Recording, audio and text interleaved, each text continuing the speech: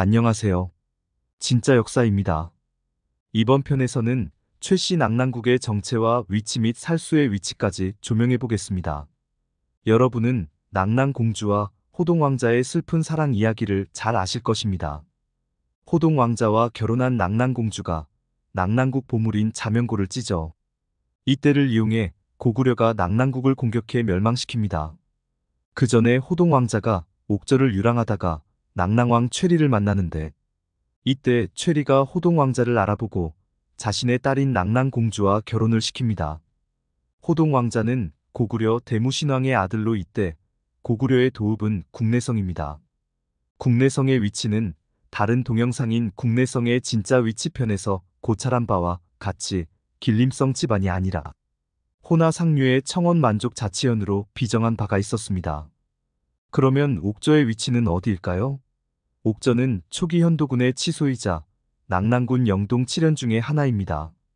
현재 주류 사학계는 옥저의 위치로 함경남도로 비정하고 있습니다. 이는 낙랑군의 위치를 북한 평양으로 잘못 비정하고 있기 때문에 낙랑군의 영동 7현 또한 함경남도에 있다고 보기 때문입니다. 그러나 다른 동영상에서 고찰한 바와 같이 낙랑군은 요동의 천산산맥 일대에 있었기 때문에 옥저는 천산산맥 동쪽에 있어야 합니다.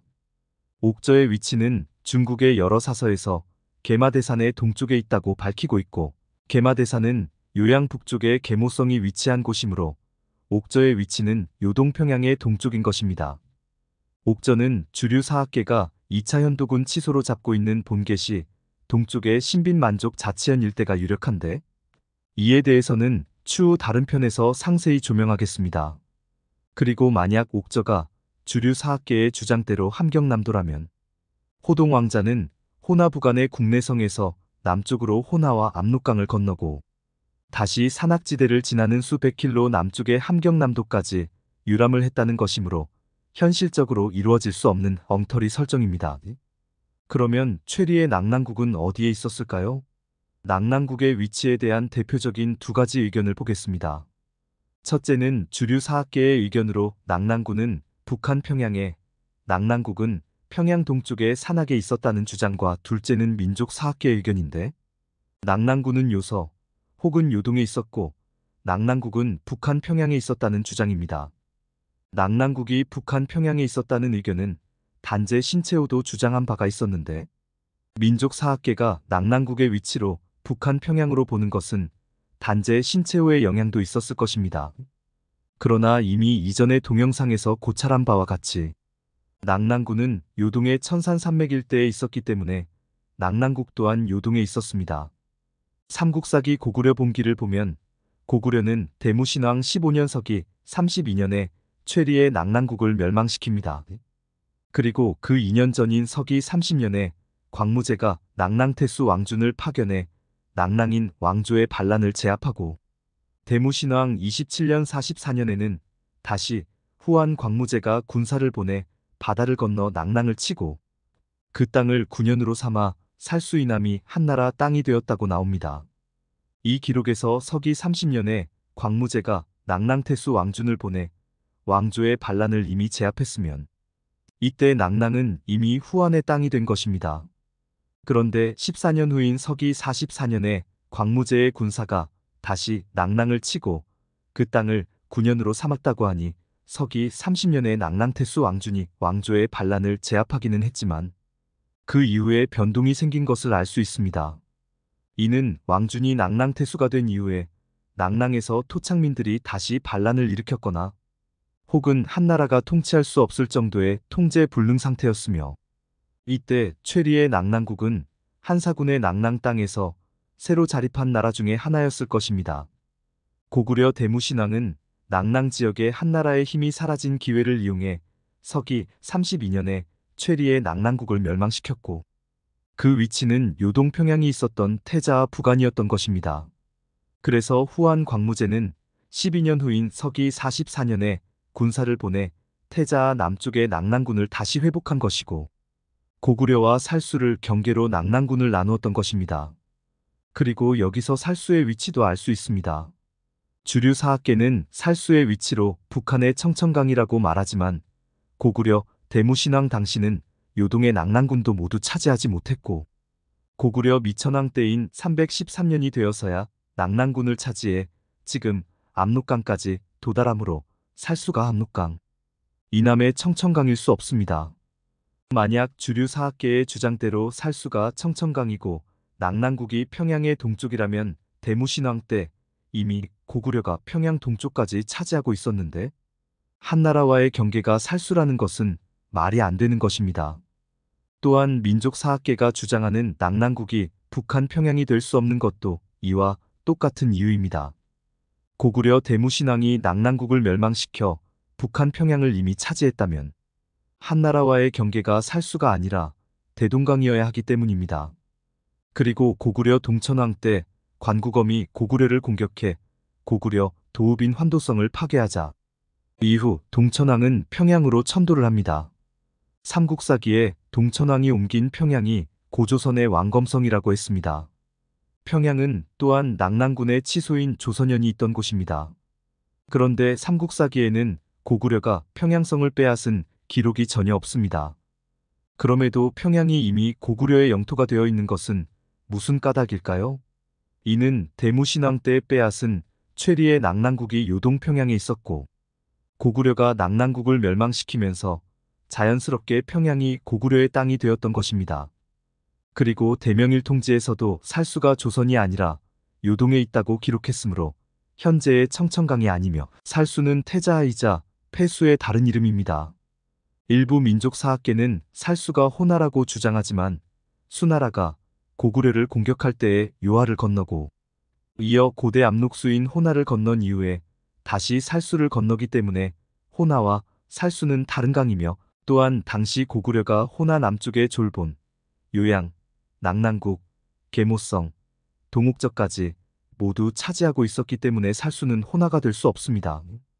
고대 압록강이 호나인 것에 대해서는 이전 동영상을 참고하시기 바랍니다. 또한 고구려와 한나라가 살수를 경계로 삼았다는 것은 살수가 동서로 흐르는 강이어야 합니다. 한나라의 낙랑군이 천산산맥 일대에 있었고 고구려는 그 북쪽에 있었기 때문에 남북으로 흐르는 강은 해당이 되지 않습니다. 요동평양 인근에서 동서로 흐르는 강은 북쪽에 호나, 남쪽에 태자하와 그리고 더 남쪽에 산수하가 있습니다. 살수 대첩 당시에 수나라 별동대가 이미 압록수인 호나를 건넜으므로 호나는 살수가 아님을 알 수 있습니다. 그리고 산수하는 평양과 거리가 멀고 서쪽에서 동쪽으로 지날 수 있는 물길이 없습니다. 그런데 태자의 물길을 자세히 보면 상류의 물길은 평양 인근의 본계시 부근에서 남북으로 흐릅니다. 즉, 수나라 별동대는 이곳에서 서쪽에서 동쪽으로 살수를 건너 평양성 30리 앞에 진을 쳤으며 이후 군량도 떨어지고 평양성을 함락할 수 없다는 것을 알자 수나라 별동대가 철군을 합니다.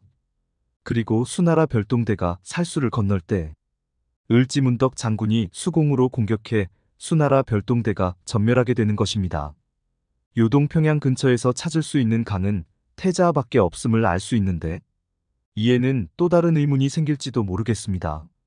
수나라 군사는 요동성에서 북쪽으로 호나를 건너면 태자를 건널 필요 없이 평양을 공격할 수 있는데 굳이 남쪽으로 내려가서 다시 태자를 건너는 고생을 하는지 말입니다.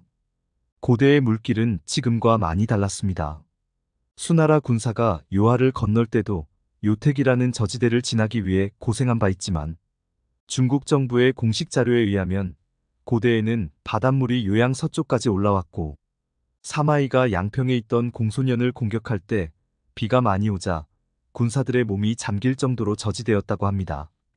이에 사마이의 부하 장수들이 사마이에게 철군을 요청했지만 사마이는 이를 물리치고 끝내 공소년을 사로잡는 데 성공합니다. 요택의 경우처럼 당시 양평에서 요양으로 가는 길이 저지대라 좋지 않았고 그래서 수나라뿐만 아니라 당나라 또한 고구려를 공격할 때 요동성에서 바로 평양으로 가지 못하고 남쪽 길을 우회해서 갔던 것입니다.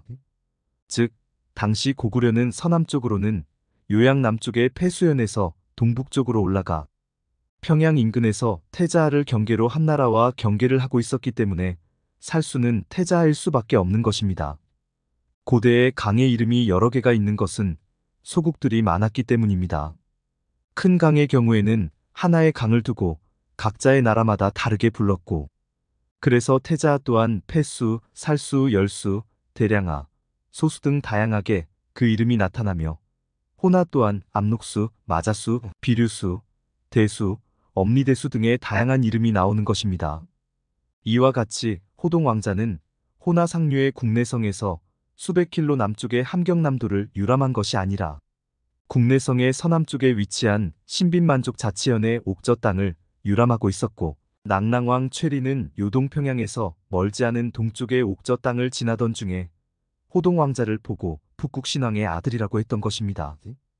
여기서도 국내성이 주류 사학계의 주장대로 길림 집안이라면 낙랑왕 최리가 호동 왕자를 보고 북국신왕의 아들이라고 하지 않았을 것입니다. 국내성이 요동평양의 북쪽인 호나 부간에 있었기 때문에 북국이라고 불렀던 것입니다. 이상과 같이 최리의 낙랑국은 주류 사학계의 주장대로 평양 동쪽이 아니며, 또한 민족 사학계가 주장하는 북한 평양이 될 수도 없음을 알았습니다. 최리의 낙랑국은 한나라의 혼란기에 낙랑군이 통제 불능 상태였고, 이에 낙랑의 토착민이었던 최리가 태자 부간의 평양 일대에 낙랑국을 세웠던 것이며, 대무신왕이 이를 정복해 태자 부간까지 영토를 확장했던 것입니다.